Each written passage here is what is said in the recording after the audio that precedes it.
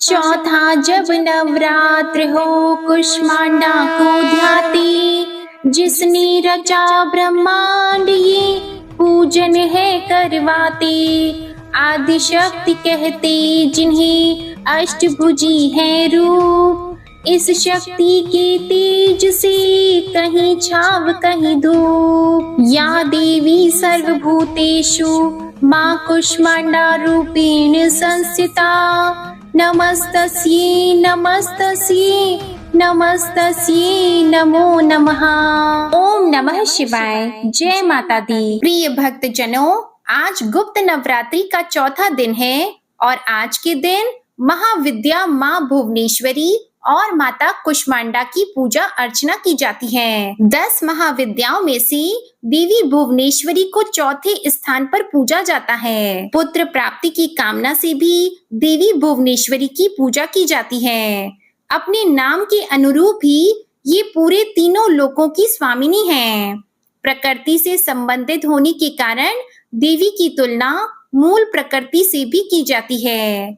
आद्या शक्ति भुवनेश्वरी स्वरूप में भगवान शिव के समस्त लीला विलास की सहचरी हैं, यानी सखी हैं। तो चलिए आज हम आपको सुनाते हैं माँ भुवनेश्वरी की कथा। एक बार मधु कैटभ नामक महादैत्यों ने पूरी पृथ्वी पर हाहाकार मचा रखा था।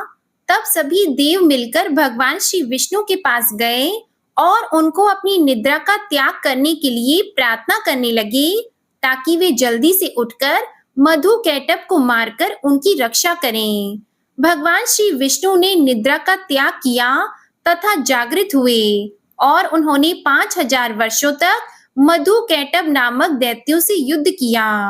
बहुत अधिक समय तक युद्ध करते हुए भगवान श्री विष्णु थक गए और वे अकेले ही युद्ध कर रहे थे। अंत में उन्होंने अपने अंतःकरण की शक्ति योग माया आद्या शक्ति से सहायता के लिए प्रार्थना की। तब देवी ने उन्हें आश्वस्त किया कि वे उन दोनों दैत्यों को अपनी माया से मोहित कर देंगी। योग माया आद्या शक्ति की माया से मोहित होकर दोनों दैत्य भगवान विष्णु से कहने लगे कि हमारा वध ऐसे स्थान पर करो जहां न ही जल हो और न ही स्थल। भगवान श्री विष्णु ने दोनों दैत्यों को अपनी जंघा पर रखकर अपने चक्र से उनके मस्तक को देह से अलग कर दिया। इस प्रकार उन्होंने मधु कैटभ का वध किया, परंतु वे केवल निमित्त मात्र ही थे। उसके बाद ब्रह्मा विष्णु और शंकर ने देवी आदि शक्ति योग निद्रा महामाया की स्तुति की, जिससे प्रसन्न होकर आदि शक्ति ने ब्रह्मा जी को सृजन, विष्णु जी को पालन और शंकर जी को संहार के देव के रूप में चुना। ब्रह्मा जी ने देवी आदि शक्ति से प्रश्न किया कि अभी चारों ओर केवल जल ही जल फैला हुआ है। पंच तत्व, गुण, तन मात्राएं और इंद्रियां कुछ भी व्याप्त नहीं है, फिर भी तीनों देव शक्तिहीन है। देवी ने मुस्कुराते हुए उस स्थान पर एक सुंदर विमान को प्रस्तुत किया और तीनों देवताओं को विमान पर बैठाकर अद्भुत चमत्कार देखने का आग्रह किया। तीनों देवों के विमान पर आसीन होने के बाद वह देवी विमान उड़ने लगा और मन की गति से उड़कर एक अजीब से स्थान पर चला गया। यह स्थान असल में रत्नों का द्वीप था, जिसके चारों तरफ अमृत का सागर और मनमोहक आकर्षक जंगल थे। जैसे ही त्रिदेव रथ के बाहर उतरे, वह स्त्री स्वरूप में बदल गए। उन्होंने उस द्वीप को अच्छी तरह देखा, फिर वहां उन्हें एक शहर मिला। उस शहर के चारों तरफ सुरक्षा की 9 परतें थी और इस शहर की सुरक्षा उग्र स्वभाव के भैरव, क्षेत्रपाल, मातृका और दिक्पाल कर रहे थे। जैसे ही वह शहर के अंदर गए, शहर का सौंदर्य और विकास देखकर मंत्र मुग्ध हो गए। आखिरकार वह शहर के अंदर स्थित मुख्य राजमहल में पहुंचे, जिसका नाम चिंतामणि गृह था और जिसकी सुरक्षा योगिनियां कर रही थी। यह शहर त्रिपुर था और देवी भुवनेश्वरी की राजधानी, जो मणिद्वीप की रानी थी। जैसे ही त्रिदेव महल के अंदर गए, उन्हें देवी भुवनेश्वरी के दर्शन हुए। उनकी छटा लाल रंग की थी, उनकी 3 आंखें, 4 हाथ थे तथा उन्होंने लाल रंग के आभूषण पहने थे। उनके शरीर पर लाल चंदन का लेप लगा था तथा उन्होंने लाल कमल की माला पहनी थी। बाएं हाथ में उन्होंने अंकुश और पास पकड़ा था और दाहिने हाथ से वो अभय और वरद मुद्रा दिखा रही थी। उनका मुकुट अर्धचंद्र रूपी मणि के द्वारा सुसज्जित था। यह सब देखने के बाद भगवान श्री विष्णु ने अपने अनुभव से शंकर जी तथा ब्रह्मा जी से कहा कि ये साक्षात देवी जगदम्बा महामाया है और इनके साथ ही यह देवी हम तीनों और संपूर्ण चराचर जगत की कारण रूपा हैं। तीनों देव भगवती भुवनेश्वरी की स्तुति करने के निमित्त उनके चरणों के निकट गए।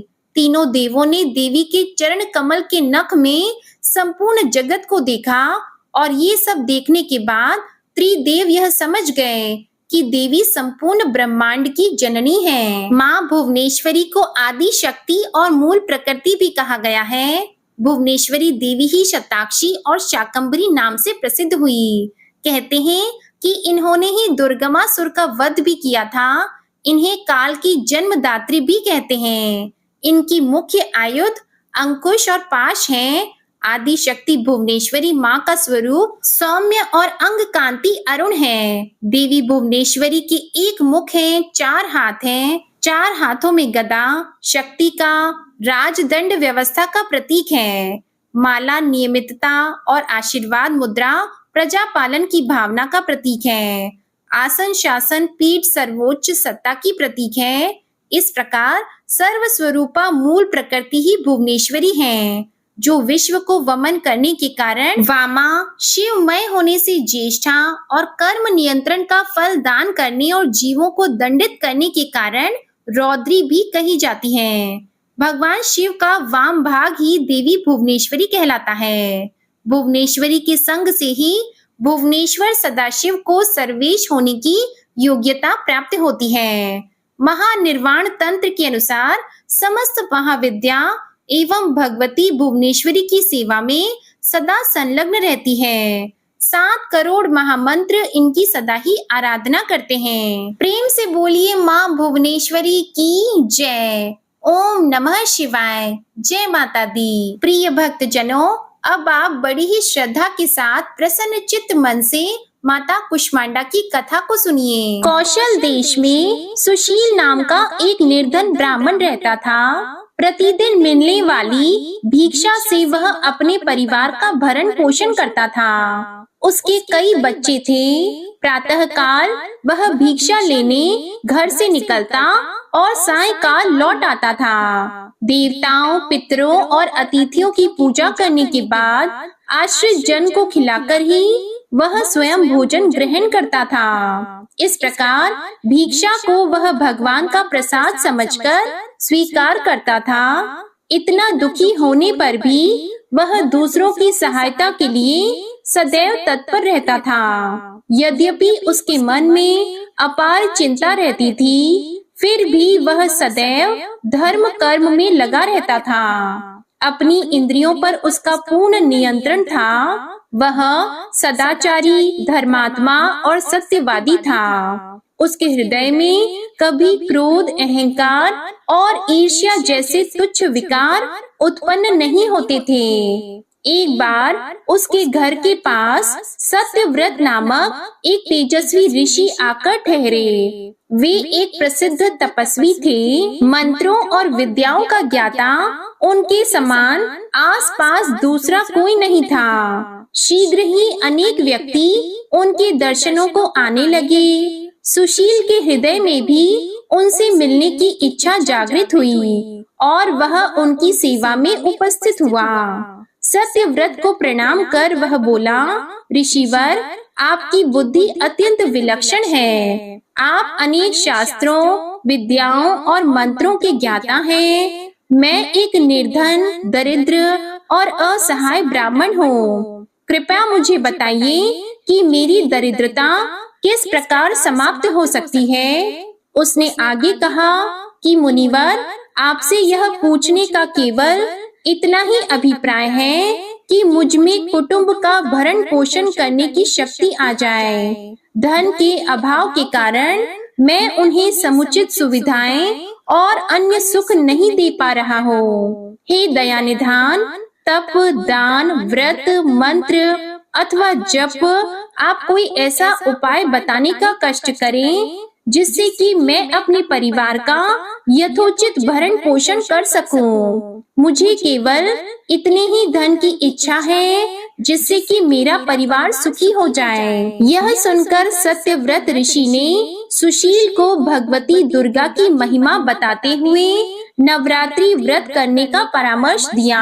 महर्षि सत्यव्रत ने आगे कहा, हे ब्राह्मण, मैं तुम्हें माता कुष्मांडा की कथा का श्रवण कराता हूँ, इसलिए तुम उसे भली भांति मन लगाकर और साफ स्वच्छ मन से श्रद्धा भाव से उसे श्रवण करो। इसको श्रवण करने मात्र से व्यक्ति की अनेक दुखों का नाश होता है, उसे सुख समृद्धि की प्राप्ति होती है और मन में माता के प्रति भक्ति भाव जागृत होता है। तो हे ब्राह्मण, आज तुम माता कुष्मांडा की कथा का श्रवण करो और माँ भगवती के गुणों को गाओ। यह उस समय की बात है जब ब्रह्मांड अंधकार से भरे हुए एक शून्य के समान था, लेकिन फिर एक दिव्य प्रकाश की किरण चारों ओर फैली अंधेरे उजालों में परिवर्तित होने लगा। उस प्रकाश की कोई सीमा नहीं थी। सहसा प्रकाश एक दिव्य देवी के रूप में बदल गया।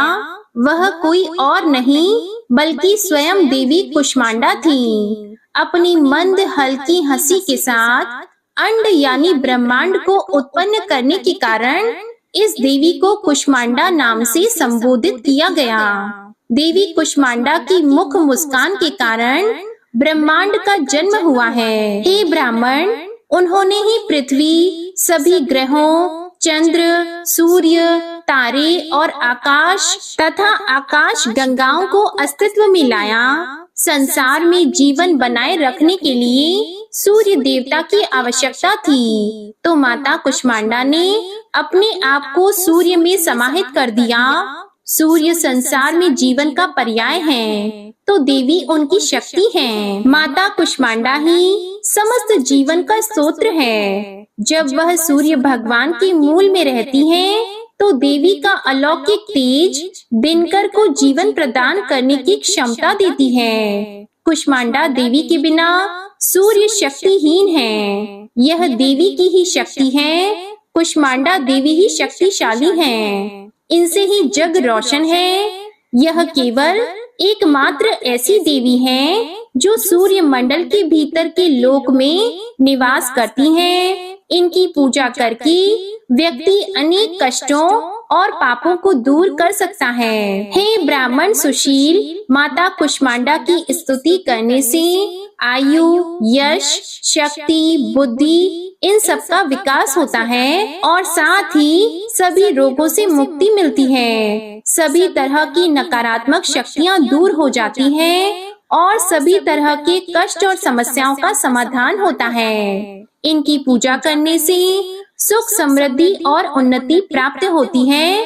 दुख, विपत्ति और कष्ट से मुक्ति मिल जाती है। साथ ही ज्ञान की भी प्राप्ति होती है। बुद्धि कौशल का विकास होता है। आगे महर्षि सत्यव्रत ने माता कुष्मांडा के गुणों का बखान करते हुए कहा कि हे ब्राह्मण, माता कुष्मांडा का रूप अलौकिक है। माता कुष्मांडा की 8 भुजाएं हैं, इसलिए ये अष्टभुजा कहलाई। इसी के साथ हाथों में कमंडल, धनुष, बाण, कमल, पुष्प, अमृत, पूर्ण कलश, चक्र तथा गदा है। 8वें हाथ में सभी सिद्धियों और निधियों को देने वाली जपमाला है। इन देवी का वाहन सिंह है। संस्कृत में कुम्हड़ी को कुष्मांडा कहते हैं, इसलिए इन देवी को कुष्मांडा कहा जाता है। इन देवी का वास सूर्य मंडल के भीतर लोक में है। सूर्य लोक में रहने की शक्ति और क्षमता केवल इन्हीं में है, इसलिए इनके शरीर की कांति और प्रभा सूर्य की भांति ही चमकती रहती है। इनके ही तेज से 10 दिशाएं अलौकिक हैं। ब्रह्मांड की सभी वस्तुएं और प्राणियों में इन्हीं का तेज व्याप्त है। प्रिय भक्तजनों, इस तरह महर्षि सत्यव्रत ने सुशील ब्राह्मण को नवरात्रि व्रत करने का परामर्श दिया। सुशील ब्राह्मण ने सत्यव्रत को अपना गुरु बनाकर उनसे माया बीज नामक भुवनेश्वरी मंत्र की दीक्षा ली। इसके बाद नवरात्रि व्रत रखकर उस मंत्र का नियमित जप आरंभ कर दिया। उसने भगवती दुर्गा की श्रद्धा और भक्ति पूर्वक आराधना की। 9 वर्षों तक प्रत्येक नवरात्रि में वह भगवती दुर्गा के माया बीज मंत्र का निरंतर जप करता रहा। सुशील की भक्ति से प्रसन्न होकर 9वें वर्ष की नवरात्रि में अष्टमी की आधी रात को देवी भगवती साक्षात प्रकट हुई और सुशील ब्राह्मण को उसका अभीष्ट वर प्रदान करते हुए उसे संसार का समस्त वैभव, ऐश्वर्य और मोक्ष प्रदान किया। इस प्रकार भगवती दुर्गा ने प्रसन्न होकर अपने भक्त सुशील के सभी कष्टों को दूर कर दिया और उसे अतुल धन संपदा, मान सम्मान और समृद्धि प्रदान की। प्रेम से बोलिए माता कुष्मांडा की जय, दुर्गा माता की जय। ओम नमः शिवाय। प्रिय भक्तजनों, आइए अब सुनते हैं माता दुर्गा की दूसरी कथा। बहुत समय पहले की बात है, किसी गांव में एक कुम्हार अपनी पत्नी और अपने 9 महीने के बच्चे के साथ रहता था। कुम्हार माता दुर्गा का बहुत बड़ा भक्त था। कुम्हार माता दुर्गा की प्रतिमा बनाकर उसे बाजार में बेचकर अपनी जीविका चलाता था। कुम्हार और उसकी पत्नी हर रोज माता दुर्गा की पूजा किया करते थे। कहते हैं माता अपने सच्चे भक्तों की परीक्षा अवश्य लेती है। एक बार कुम्हार माँ दुर्गा की प्रतिमा बनाने के लिए मिट्टी को अपने पैरों से रोद रहा था। वह आंखें बंद करके माता दुर्गा का ध्यान करते हुए मिट्टी को रौंद रहा था। कुम्हार की पत्नी खाना बनाने में व्यस्त थी। वह अपने बच्चे को बाहर चारपाई पर सुलाकर चली गई। अचानक बच्चे की नींद खुल गई। वह बच्चा खेलते खेलते वहां आ गया जहां पर उसका पिता कुम्हार माता दुर्गा के ध्यान में मग्न होकर अपने पैरों से मिट्टी को रौंद रहा था। अचानक कुम्हार का बेटा उसके पैरों के नीचे आ गया और कुम्हार ने अपने बच्चे को ही अपने पैरों से मिट्टी के साथ रौंद दिया। कुम्हार का पैर और मिट्टी खून से सन गए। अचानक जब वह बच्चे की माँ भोजन पकाकर बाहर आई, तब उसका बच्चा चारपाई पर नहीं मिला। इसलिए वह अपने पति के पास पहुंची, जहां वह मिट्टी को रौंद रहा था। अचानक उसका ध्यान कुम्हार के पैर पर गया। वह कुम्हार के हाथ को पकड़कर मिट्टी से बाहर खींच लेती है। तब जाकर कुम्हार अपने होशो हवास में आता है। यह देखकर कुम्हार और उसकी पत्नी बेटे को हाथ में लेकर रोने लगे कि मैंने यह क्या कर दिया, अपने ही बच्चे को मार दिया। माता दुर्गा की प्रतिमा के सामने जाकर वह रोने और गिड़गिड़ाने लगा। कुम्हार बोला कि मैं तो आपके ही ध्यान में मग्न था। यदि हमारा बच्चा हमें नहीं मिला तो हम दोनों अपनी जान दे देंगे। माता दुर्गा दोनों की प्रार्थना सुनकर प्रकट हुई। उसी मिट्टी से एक कुम्हार के बच्चे जैसा एक पुतला तैयार किया और माता रानी ने अपनी शक्ति से उस पुतले में प्राण डाल दिए। कुम्हार और उसकी पत्नी अपने बच्चे को पाकर बहुत प्रसन्न हुए और माता रानी का जयकारा लगाने लगे। देवी माँ अपने भक्तों की परीक्षा अवश्य लेती है, तो एक बार प्रेम से बोलिए माँ भवानी की जय। ओम नमः शिवाय। जय माता दुर्गा। तो आज मैं अब आपको सुना रही हूँ नवरात्रि में सुनी जाने वाली श्री दुर्गा सप्तशती पाठ का अध्याय 1 का वर्णन। तो सबसे पहले आप सुनिए अध्याय 1। इस अध्याय में मेधा ऋषि का राजा सुरथ और समाधि का देवी की महिमा बताने का वर्णन है। महर्षि मार्कंडेय जी बोले, सूर्य के पुत्र सावर्णी की उत्पत्ति की कथा विस्तार पूर्वक कहता हूँ, सुनो। सावर्णी महामाया की कृपा से जिस प्रकार मनवंतर के स्वामी हुए, उसका भी हाल सुनो। पहले स्वरोचिष नामक राज्य था। वह प्रजा को अपने पुत्र के समान मानते थे, तो भी कोलाद विध्वंसी राजा उनके शत्रु बन गए। दुष्टों को दंड देने वाले राजा सुरत की उनके साथ लड़ाई हुई। कोला विध्वंसियों की संख्या में कम होने पर भी राजा सुरत युद्ध में उनसे हार गए। तब वह अपनी नगर में आ गए। केवल अपने देश का राज्य ही उनके पास रह गया और वह उसी देश के राजा होकर राज्य करने लगे। किंतु उनके शत्रुओं ने उन पर वहां आक्रमण किया। राजा को बलहीन देखकर उसके दुष्ट मंत्रियों ने राजा की सेना और खजाना अपने अधिकार में कर लिया। राजा सुरत अपने राज्य अधिकार को हार कर शिकार खेलने के बहाने घोड़े पर सवार होकर वहां से एक भयंकर वन की ओर चले गए। उस वन में उन्होंने महर्षि मेधा का आश्रम देखा। वहां मेधा महर्षि अपने शिष्यों तथा मुनियों से सुशोभित बैठे हुए थे और वहां कितने ही हिंसक जीव परम शांति भाव से रहते थे। राजा सुरत ने महर्षि मेधा को प्रणाम किया और महर्षि ने भी उनका उचित सत्कार किया। राजा सुरत महर्षि के आश्रम में कुछ समय तक ठहरे। अपने नगर की ममता के आकर्षण से राजा अपने मन में सोचने लगे, पूर्व काल में पूर्वजों ने जिस नगर का पालन किया था वह आज मेरे हाथ से निकल गया। मेरे दुष्ट एवं दुरात्मा मंत्री मेरे नगर की अब धर्म से रक्षा कर रहे होंगे या नहीं। मेरा प्रधान हाथी जो कि सदा मद की वर्षा करने वाला और शूरवीर था, मेरे वैरियों के वश में होकर न जाने क्या दुख भोग रहा होगा।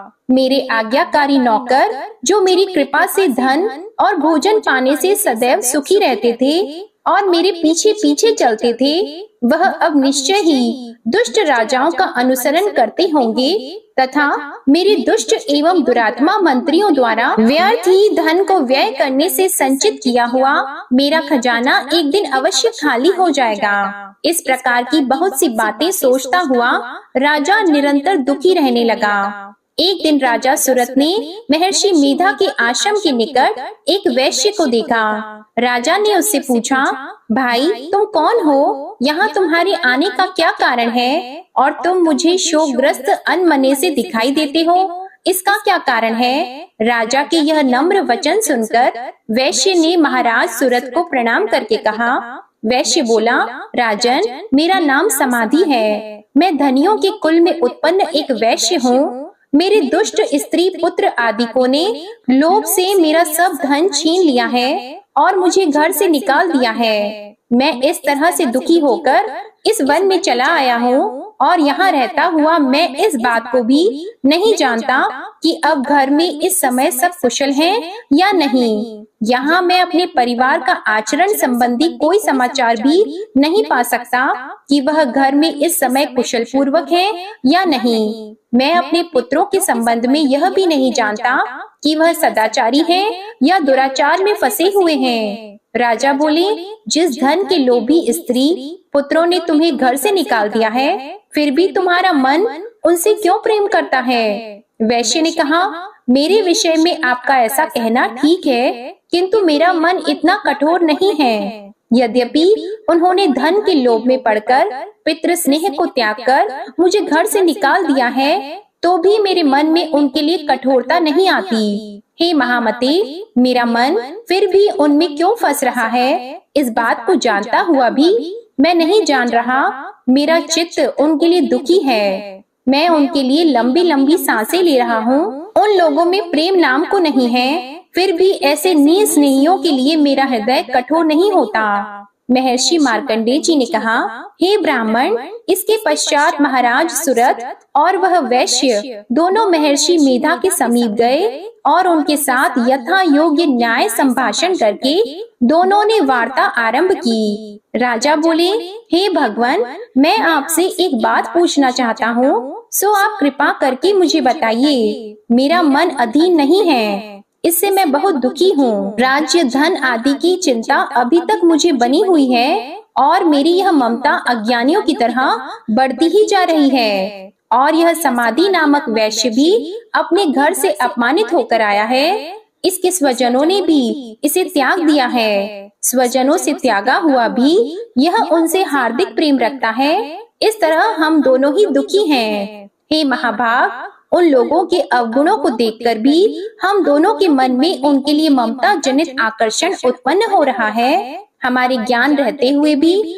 ऐसा क्यों है? अज्ञानी मनुष्यों की तरह हम दोनों में यह मूर्खता क्यों है? महर्षि मेधा ने कहा, विषम मार्ग का ज्ञान सब जंतुओं को है। सबों के लिए विषय अलग अलग होते हैं। कुछ प्राणी दिन में नहीं देखते और कुछ रात को, परंतु कई जीव ऐसे हैं जो दिन तथा रात दोनों में देख सकते हैं। यह सत्य है कि मनुष्यों में ज्ञान प्रधान है, किंतु केवल मनुष्य ही ज्ञानी नहीं होता। पशु पक्षी आदि भी ज्ञान रखते हैं। जैसे यह पशु पक्षी ज्ञानी है, वैसे ही मनुष्यों का ज्ञान है, और जो ज्ञान मनुष्यों में वैसे ही पशु पक्षियों में है, तथा अन्य बातें भी दोनों में एक जैसी पाई जाती हैं। ज्ञान होने पर भी इन पक्षियों की ओर देखो कि अपनी भूख से पीड़ित बच्चों की चोंच में कितने प्रेम से अन्न के दाने डालते हैं। हे राजन, ऐसा ही प्रेम मनुष्यों में अपनी संतान के प्रति भी पाया जाता है। लोभ के कारण अपने उपकार का बदला पाने के लिए मनुष्य पुत्रों की इच्छा करते हैं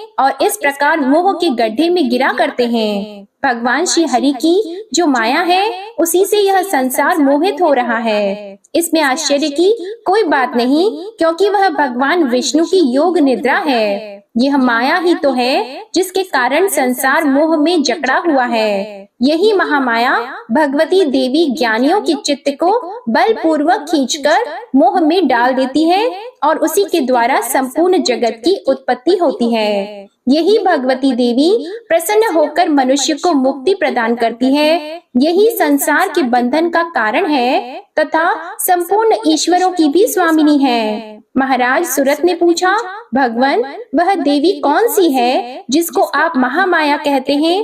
हे ब्राह्मण, वह कैसे उत्पन्न हुई और उसका कार्य क्या है? उसके चरित्र कौन कौन से हैं? प्रभु, उसका जैसा प्रभाव हो, जैसा स्वरूप हो, वह सब ही कृपा करके मुझसे कहिए, मैं आपसे सुनना चाहता हूँ। महर्षि मेधा बोले, राजन, वह देवी तो नित्य स्वरूपा है। उसके द्वारा यह संसार रचा गया है, तब भी उसकी उत्पत्ति अनेक प्रकार से होती है। वह सब आप मुझसे सुनो। वह देवताओं का कार्य सिद्ध करने के लिए प्रकट होती हैं। उस समय वह उत्पन्न हुई कहलाती हैं। संसार को जलमय करके जब भगवान विष्णु योग निद्रा का आश्रय लेकर शेष शैया पर सो रहे थे, तब मधु कैटभ नाम के दो असुर उनके कानों के मैल से प्रकट हुए और वह श्री ब्रह्मा जी को मारने के लिए तैयार हो गए। श्री ब्रह्मा जी ने जब उन दोनों को अपनी ओर आते देखा और यह भी देखा कि भगवान विष्णु योग निद्रा का आश्रय लेकर सो रहे हैं, तो वह उस समय श्री भगवान को जगाने के लिए उनके नेत्रों में निवास करने वाली योग निद्रा की स्तुति करने लगे। श्री ब्रह्मा जी ने कहा, हे देवी, तुम ही स्वाहा, तुम ही स्वधा और तुम ही वष्टकार हो। स्वर भी तुम्हारा ही स्वरूप है। तुम ही जीवन देने वाली सुधा हो। नित्य अक्षर प्रणव में अकार, उकार, मकार, इन तीनों में माताओं के रूप में तुम ही स्थित हो। इनके अतिरिक्त जो बिंद पथ अर्ध मात्रा है, जिसका कि विशेष रूप से उच्चारण नहीं किया जाता है, हे देवी, वह भी तुम ही हो। हे देवी, संध्या, सावित्री और परजननी तुम ही हो। तुम इस विश्व को धारण करने वाली हो। तुमने ही इस जगत की रचना की है और तुम ही इस जगत का पालन करने वाली हो। तुम ही कल्प के अंत में सबको भक्षण करने वाली हो। हे देवी, जगत की उत्पत्ति के समय तुम सृष्टि रूपा होती हो, पालन काल में स्थित रूपा होती हो और कल्प के अंत में संहार रूप धारण कर लेती हो। तुम ही महाविद्या, महामाया, महामेधा, महारात्रि और मोहरात्रि हो। श्री ईश्वरी और बोध स्वरूपा बुद्धि भी तुम ही हो। लज्जा, पुष्टि, तुष्टि, शांति और क्षमा भी तुम ही हो। तुम खड़ग धारिणी, शूल धारिणी घोर रूपा तथा गदा, चक्र, शंख और धनुष को धारण करने वाली हो। बाण, भुशुंडी और परिग, यह भी तुम्हारे ही अस्त्र हैं। तुम सौम्य और सौम्यतर हो। यही नहीं बल्कि जितनी भी सौम्य तथा सुंदर वस्तुएं इस संसार में हैं, उन सबसे बढ़कर सुंदर तुम हो। पर और अपर सबसे पर रहने वाली सुंदर तुम ही हो। हे स्वरूपी देवी, जो भी सत असत पदार्थ हैं और उनमें जो शक्ति है वह भी तुम ही हो। ऐसी अवस्था में भला तुम्हारी स्तुति कौन कर सकता है? इस संसार की सृष्टि, पालन और संहार करने वाले जो भगवान हैं, उनको भी जब तुमने निद्रा के वशीभूत कर दिया है, तो फिर तुम्हारी स्तुति कौन कर सकता है? मुझे भगवान विष्णु और भगवान शंकर को शरीर धारण कराने वाली तुम ही हो। तुम्हारी स्तुति करने की शक्ति किसमें है? हे देवी, तुम तो अपने इन उदार प्रभावों के कारण ही प्रशंसनीय हो। मधु और कैटब जो भयंकर असुर हैं, इन्हें मोह में डाल दो और श्री हरि भगवान विष्णु को भी जल्दी जगा दो और उनमें इनको मार डालने की बुद्धि भी उत्पन्न कर दो। महर्षि मेधा बोले, हे राजन, जब श्री ब्रह्मा जी ने देवी से इस प्रकार स्तुति करके भगवान को जगाने तथा मधु और कैटब को मारने के लिए कहा, तो वह भगवान श्री विष्णु के नेत्र, मुख, नासिका, बाहु, हृदय और वक्ष स्थल से निकलकर ब्रह्मा जी के सामने खड़ी हो गईं। उनका ऐसा करना था कि भगवान श्री हरि तुरंत जाग उठे और दोनों असुरों को देखा, जो कि अत्यंत बलवान तथा पराक्रमी थे और मारे क्रोध के जिनके नेत्र लाल हो रहे थे और जो ब्रह्मा जी का वध करने के लिए तैयार थे। तब क्रोधित हुए उन दोनों दुरात्मा असुरों के साथ भगवान श्री हरि पूरे 5000 वर्ष तक लड़ते रहे। एक तो वह अत्यंत बलवान तथा पराक्रमी थे, दूसरी महामाया ने भी उन्हें मोह में डाल रखा था। अतः वह श्री भगवान से कहने लगे, हम दोनों तुम्हारी वीरता से अत्यंत प्रसन्न हैं, तुम हमसे कोई वर मांगो। तब भगवान ने कहा, यदि तुम मुझ पर प्रसन्न हो तो अब तुम मेरे हाथों से मर जाओ। बस इतना सा ही वर मैं तुमसे मांगता हूँ, यहाँ दूसरे वर से क्या प्रयोजन है? महर्षि मेधा बोले, इस तरह से जब वह धोखे में आ गए और अपने चारों ओर जल ही जल देखा, तो भगवान श्री हरि से कहने लगे, जहाँ पर जल न हो, सूखी जमीन हो, उसी जगह हमारा वध कीजिए। महर्षि मेधा कहते हैं, तथास्तु कहकर भगवान श्री हरि ने उन दोनों को अपनी जांघ पर लिटाकर उन दोनों के सिर काट डाले। इस तरह से यह देवी श्री ब्रह्मा जी की स्तुति करने पर प्रकट हुई थी। अब तुमसे उनके प्रभाव का वर्णन करता हूँ, सुनो। जय जगत जननी माँ, जय अम्बे भवानी। ओम नमः शिवाय।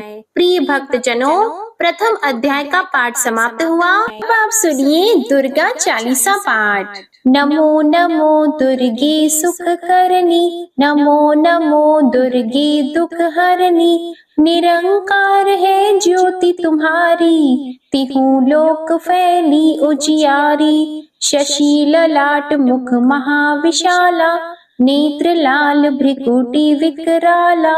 रूप मातु को अधिक सुहावे, दर्श करत जन अति सुख पावे। तुम संसार शक्ति ले कीना, पालन हेतु अन्न धन दीना। अन्नपूर्णा हुई जगपाला, तुम ही आदि सुंदरी बाला। प्रलय काल सब नाशनहारी, तुम गौरी शिव शंकर प्यारी। शिव योगी तुम्हारे गुण गावे, ब्रह्म विष्णु तुम्हें नित ध्यावे। रूप सरस्वती को तुम धारा, दे सुबुद्धि ऋषि मुनिन उबारा। धरयो रूप नरसिंह को अम्बा, परगट पई फाड़ कर खम्बा। रक्षा करी प्रहलाद बचायो, हिरण्याक्ष को स्वर्ग पठायो। लक्ष्मी रूप धरो जग माही, श्री नारायण अंग समाही। क्षीर संधु में करत विलासा, दया सिंधु दीजे मन आसा। हिंगलाज में तुम्ही भवानी, महिमा अमित न जात बखानी। मातंगी अरुधुमावती माता, भुवनेश्वरी बगला सुखदाता। श्री भैरव तारा जगतारिणी, छिन्न भाल भव दुख निवारिणी। के हरि वाहन सोह भवानी, लांगुर वीर चलत अगवानी। कर में खप्पर खड़ग विराजी, जाको देख काल डर भाजी। सोहे अस्त्र और त्रिशूला, जाते उठत शत्रु ही शूला। नगर कोट में तुम्ही विराजत, तिहु लोक में डंका बाजत। शुंभ निशुंभ दानव तुम मारे, रक्त बीज शंखन सहारे। महिषासुर नृप अति अभिमानी, जेहि अगभार मही अकुलानी। रूप कराल कालिका धारा, सीन सहित तुम तिहि सहारा। परी गाढ़ संतन पर जब जब भई सहाय, मातु तुम तब तब अमरपुरी अरुबा सवलोका। तब महिमा सब रहे अशोका, ज्वाला में है ज्योति तुम्हारी। तुम्हें सदा पूजे नर नारी। प्रेम भक्ति से जो यश गावे, दुख दारिद्र निकट नहीं आवे। ध्यावे तुम्हें जो नर मन लाई, जन्म मरणता को छुटी जाई। जोगी सुर मुनि कहत पुकारी, योग न हो बिन शक्ति तुम्हारी। शंकर आचारज तप कीनो, काम अरु क्रोध जित सब लीनो। निश दिन ध्यान धरो शंकर को, काहु काल नहीं सुमिरो तुमको। शक्ति रूप का मर मन पायो, शक्ति गई तब मन पछतायो। शरणागत हुई कीर्ति बखानी, जय जय जय जगदम्बा भवानी। भई प्रसन्न आदि जगदम्बा, दई शक्ति नहीं कीन विलंबा।